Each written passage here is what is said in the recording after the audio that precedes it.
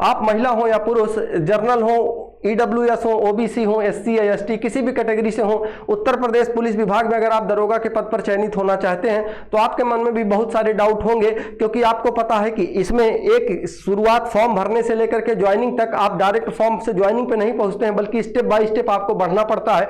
और उसके बाद स्टेप बाय स्टेप विभाग की क्या रिक्वायरमेंट होती है, उन सभी शर्तों को आप फिलअप करते हैं कि नहीं करते हैं, तो उन सारी जानकारी को लेकर के इस वीडियो में उपस्थित हुआ हूं। और यह वीडियो देखने के बाद आपके मन में एक मोटा मोटा खाका तैयार हो जाएगा कि अगर हमको फाइनल सिलेक्शन लेना है दरोगा में, जब भी भर्ती आएगी तब उसके लिए तैयारी क्या क्या होनी चाहिए, पेपर क्या होता है, उसके साथ साथ इसमें दौड़ कितनी होती है, हाइट कितना मापा जाता है, वो दुनिया भर की जो भी चीजें हैं one by one step by step करके आपको मैं बता देता हूं। आइए देखिएगा, सबसे पहले तो आपके मन में एक खाका तैयार होना चाहिए कि इसमें फॉर्म, अच्छा journal, OBC, SC, ST, EWS सब के लिए अलग अलग मैंने मतलब बना रखा है, उसके हिसाब से बताऊंगा। आप चाहे लड़की हो चाहे लड़के हो, सबको पूरी जानकारी उसमें होगी। ऐसा नहीं कि मैं सबके लिए कहीं बता दूं, एक नहीं है, अलग अलग है, वो मैं बताऊंगा। ठीक है, देखिएगा, सबसे पहले फॉर्म जब भी आएगा आपको फॉर्म भरना पड़ेगा। फॉर्म भरने के बाद एग्जाम होगा, एग्जाम के बाद डीबीपीएसटी यानी डॉक्यूमेंट्स वेरिफिकेशन, जो भी कागज आपने लगाए हैं, high school, inter, BA, graduation की मार्कशीट वगैरह, वो सब चेक करी जाएगी। रेस, फिर उसके बाद मेडिकल के बाद फिर आपकी आएगी ज्वाइनिंग। ठीक है, तो आइएगा, सबसे पहले तो देखते हैं कि फॉर्म फिल तो तभी होगा जब फॉर्म आएगा। तो आप पूछोगे सर फॉर्म कब आ रहा है, तो फॉर्म तो भैया मुझे जानकारी ना है,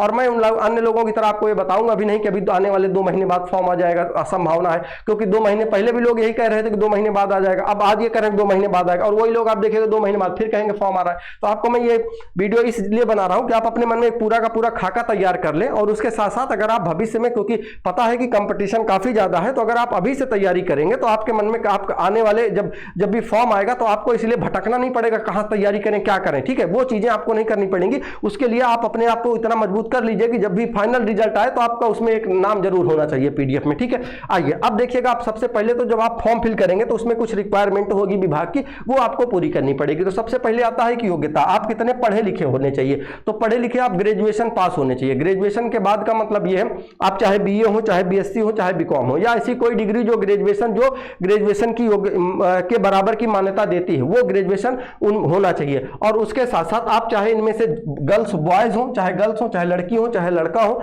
उसके साथ साथ जर्नल, ईडब्ल्यूएस, ओबीसी, एससी, कोई एसटी, कोई भी कैटेगरी से आप हैं, तो आपको क्या करना है कि इनमें ओवरऑल आपको ग्रेजुएशन ही चाहिए, योग्यता उससे कम नहीं चलेगी, ग्रेजुएशन ही चाहिए। कुछ लोग कहेंगे सर हम लोग तो एमए कर लिए हैं, तो एमए कर लियो तो ठीक है, बीए के बाद तो एमए किए होगे ना, हाँ तो ठीक है। कुछ लोग कहेंगे एमएससी कर लिए हैं, तो बीएससी के बाद तो एमएससी चाहिए, बीएससी आप एमएससी कर लो, चाहे पीएचडी कर डालो, कोई दिक्कत नहीं। ठीक है, तो आप उनको चाहिए ग्रेजुएशन। अब उसके बाद बात कर लेते हैं आयु की। तो आयु जो होती है इसमें मिनिमम 21 साल होनी चाहिए। मिनिमम कितनी होनी चाहिए? 21, और 21 के साथ साथ 21 से कितनी होनी चाहिए? 28। 21 से कितनी? 28 साल। अब 21 से 28 तो होनी चाहिए, लेकिन आप चाहे इसमें बॉयज हो चाहे गर्ल्स हो, आपको कितनी चाहिए इसमें? 21 से 28 साल मिलती है, 21 से 28 साल। लेकिन इसके अलावा आप देखोगे तो इनमें से कुछ, जैसे आप देखोगे तो इनमें ओबीसी, एससी और एसटी, इन सब में 5 साल की छूट मिलती है। 5 साल की भैया छूट मिलेगी, 5 साल की छूट मिल जाती है। तो आप ये कह सकते हैं 28 5 कितना हो जाएगा? 8 5 13, 33 साल, यानी 21 से 33 साल तक आप अगर ओबीसी हैं, एससी हैं, एसटी हैं, चाहे लड़के हो चाहे लड़कियां हो, ठीक है, ओबीसी, एससी, एसटी में अगर आप आते हैं तब आपको 5 साल की उसमें एक्स्ट्रा छूट मिल जाएगी, यानी 21 से लेकर के आप 33 साल तक इसमें फॉर्म भर सकते हैं। और बॉयज में ना जनरल में कोई छूट नहीं मिलती, ईडब्ल्यूएस गर्ल्स को भी कोई छूट नहीं मिलती है। ठीक है, अच्छा, अब इसके बाद अगर आगे हम बात करें तो आगे अगर देखेंगे तो इनमें जब भी भर्ती आएगी तो इसमें 3 पद एक साथ आते हैं। 3 पद एक साथ कौन कौन से आते हैं? प्लाटून, सबसे पहले तो निरीक्षक पुलिस, यानी जो हम लोग दरोगा देखते हैं चौकियों पर, थानों पर मिलते हैं वो। दूसरे आपने ये सुना होगा पीएससी वाहिनी सुना होगा, तो पीएससी वाहिनी में भी डबल स्टार लगाए रहते हैं, बशर्ते उनको वहां दरोगा नहीं प्लाटून कमांडर बोला जाता है। तो प्लाटून कमांडर जब बोला जाएगा वहां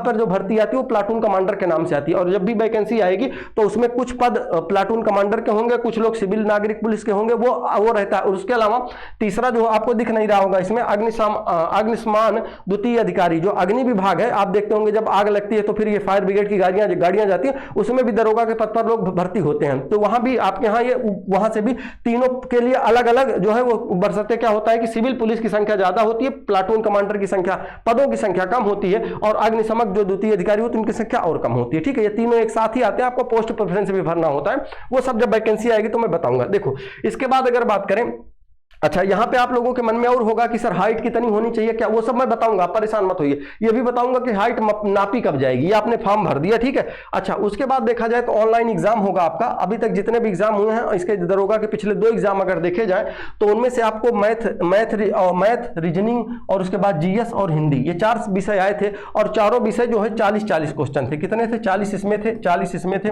40 इसमें थे, 40 हिंदी में थे, और कुल मिलाकर के अगर देखा जाए तो 160 क्वेश्चन होते हैं। कितने होते हैं? 160 क्वेश्चन। 160 क्वेश्चन आपके यहाँ आएंगे और उसके अलावा टोटल क्वेश्चन हो गया आपका 160 और मैक्सिमम मार्क्स। और उसके बाद देखिएगा एक चीज आपके मन में और होगा, निगेटिव मार्किंग। आप हर जगह सुनते हैं कि निगेटिव मार्किंग 1/3 है, 1/2 है, 1/4 है। तो आपको मैं बता दूं यहाँ पर निगेटिव मार्किंग नहीं है, यानी कि आप अगर कभी भी कोई भी सवाल गलत करते हो तो उसके आपके नंबर नहीं काटे जाएंगे, बस वो क्वेश्चन उसका नंबर जुड़ेगा नहीं लेकिन नंबर कटेगा नहीं, ठीक है। तो 140 क्वेश्चन आपके आते हैं। अच्छा जी, उसके बाद जो इसमें नंबर होता है, मार्क्स होते हैं, वो कितने होते हैं? 400 के होते हैं। कितने के? 400 के।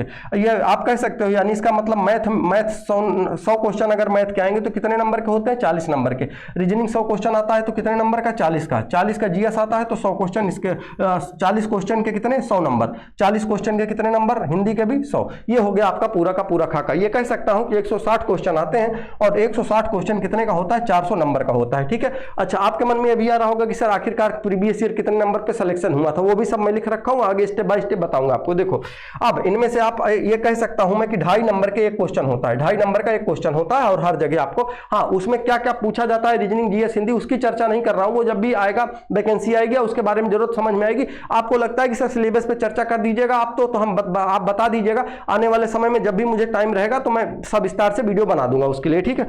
उसके बाद फिर क्या होगा कि जब आप पेपर पास कर ले जाएंगे, जैसे एग्जाम हुआ, एग्जाम अगर आप पास कर लेंगे तो पास करने के बाद क्या होगा, आपका डीबीपीएसटी होगा, यानी डॉक्यूमेंट्स वेरिफिकेशन होगा।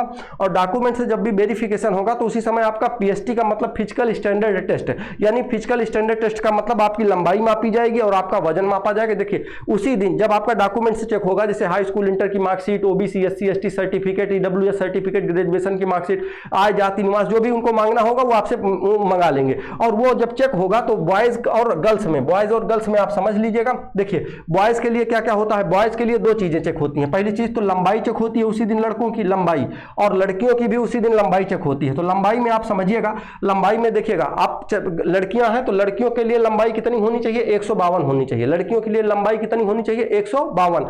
और लड़कों के लिए लंबाई कितनी होनी चाहिए? 168 होनी चाहिए। लड़कों के लिए 168 होनी चाहिए। अब फिर से समझा देता हूं। देखो, क्योंकि लड़कों में, पहले लड़कों की बात कर लेता हूं, तो लड़कों में आपको पता है कि देखिए कौन कौन आता है, कुछ तो जर्नल में होंगे, ईडब्ल्यूएस, ओबीसी, एससी और एसटी, ये 4 होंगे। तो जो एसटी होंगे उनको 160 चाहिए। उनको कितनी चाहिए?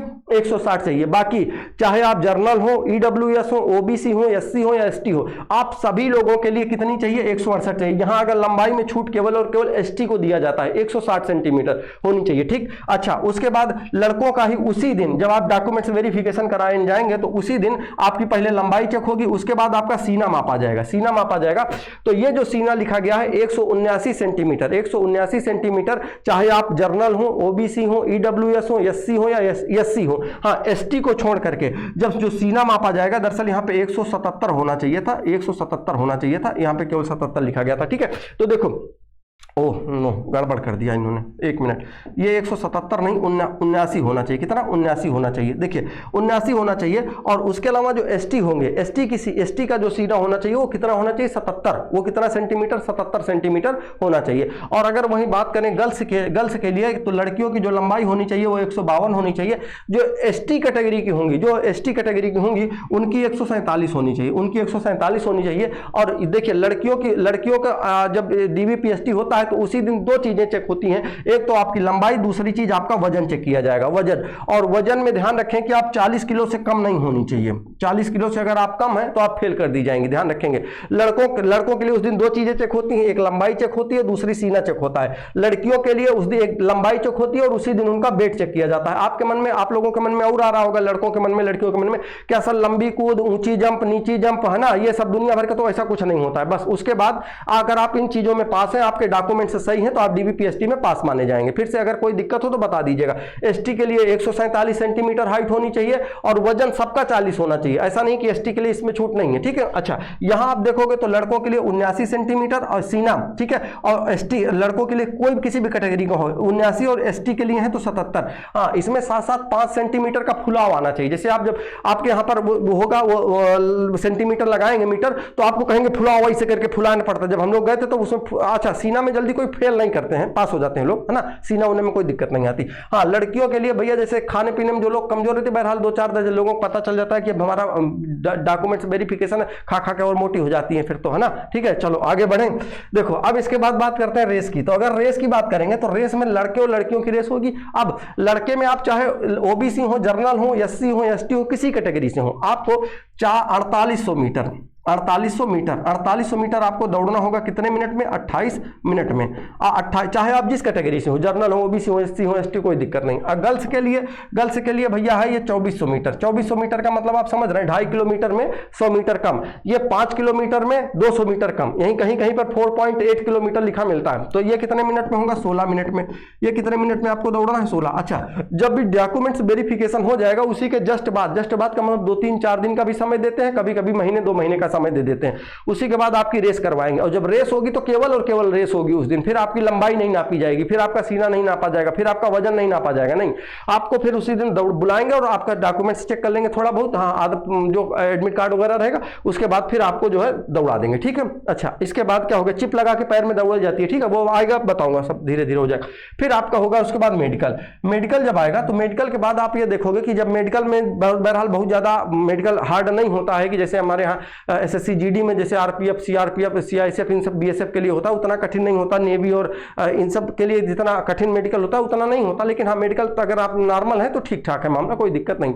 उसके बाद फिर और मेडिकल तभी कराया जाता है जब इनको ज्वाइनिंग देनी होती है। जैसे कभी कभी ऐसा होता है कि आप देखेंगे तो जो रेस है, रेस करवा लेते हैं, 4-6 महीने गैप कर देते हैं। उसके बाद जब भी इनको ज्वाइनिंग करानी होती है उसके 2-3 महीने पहले मेडिकल करवाते हैं, ठीक है। अच्छा जी, अब इसके बाद आपके मन में और भी कई सवाल आ रहे होंगे। तो सवालों में अगर आप ये देखोगे कि आप लोगों के जो प्रमुख सवाल होंगे कि sir previous year cut off कितनी थी, हम कितने नंबर ले आए, क्योंकि आपको पता है 400 नंबर होने चाहिए और 400 में से कितने नंबर ले आए तो सिलेक्शन हो जाएगा। तो मैं आपको ये दिखा देता हूं कि आपको ये दिख नहीं रहा होगा, लेकिन मैं आपको लिख जरूर देता हूं। देखिए, अगर आप 2 चीजें आपको समझा देता हूं, देखिएगा। सबसे पहले तो आप ये समझ लीजिए कि आप महिला हो या चाहे पुरुष, ठीक है, कट ऑफ जो है आपको महिला और पुरुष में बताता हूं। देखो, हाँ, ये हो गया आपका फीमेल की जो कट ऑफ है, फीमेल यानी महिलाओं की जो कट ऑफ थी, मैं बता देता हूं, एक एक करके आप सुन लीजिएगा, ठीक है। देखिएगा, सबसे पहले फीमेल की बता रहा हूं, महिलाओं की।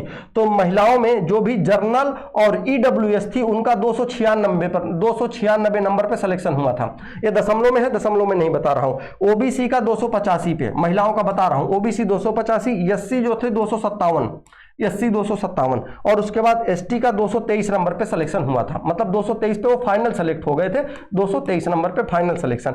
वहीं लड़कों की बात करें तो लड़कों के 316 नंबर, आप 316 नंबर, और उसके बाद जो है, हाँ, ये है जर्नल वालों का, ठीक है। ईडब्ल्यूएस का 303 पे सिलेक्शन हुआ था और ओबीसी का सिलेक्शन हुआ था 305 पे, एससी का सिलेक्शन हुआ था 275 पे और एसटी का सिलेक्शन हुआ था 244 नंबर पे, ठीक है। तो ये हो गया आपका ये प्रीवियस ईयर कट ऑफ। तो आप ये मान के चलिए कि अगर आप तैयारी भविष्य में करते हैं तो आपको लगभग इन्हीं नंबरों से 2-4 नंबर तो ज्यादा कोशिश करिए ही लाने की, क्योंकि अभी टाइम भी भरपूर है और पढ़ने का समय भी है ना। तो देखो, अब इसके बाद और बात करें तो सैलरी तो भैया फिर सैलरी के बारे में तो मैं ना बता रहा आपको। सैलरी तो मिल जाएगी, आप जितना सोचोगे उतना मिल जाएगी। मतलब जितना सोचने का मतलब 420 या नहीं, जेल भी जाना पड़ता है, उसी जिस जेल में आप पता चले जिसके प्रहरी हैं उसी में भर्ती भी होता है, वो कर देते हैं वहीं विभाग वाले। हाँ, तो ये नहीं करा, आप ये समझ लो 50,000 आप मान लो आराम से, कोई दिक्कत ना हो, है ना। चलो, उसके बाद नोटिफिकेशन कब तक आएगा ये मैंने बता दिया, मुझे कोई जानकारी है नहीं इसकी, तो मैं आपको झूठी सांत्वना दूंगा नहीं। तैयारी कैसे करें ये चीज आपको बता देता हूं। तो तैयारी करने के लिए आपको क्या करना है कि अगर आप इसी चैनल के आप प्लेलिस्ट में जाएंगे तो मैथ और रीजनिंग की कंप्लीट तैयारी मैं करा रहा हूं, और लगभग रीजनिंग जो है आज जिस तारीख में वीडियो बना रहा हूं, अगर आज आप देखोगे तो मान के चलिए कि लगभग 70 से 80% रीजनिंग कवर हो चुकी है, वहां पढ़ा दिया गया है। ऐसा नहीं कि अभी आपको जाके शुरू से पढ़ाना नहीं।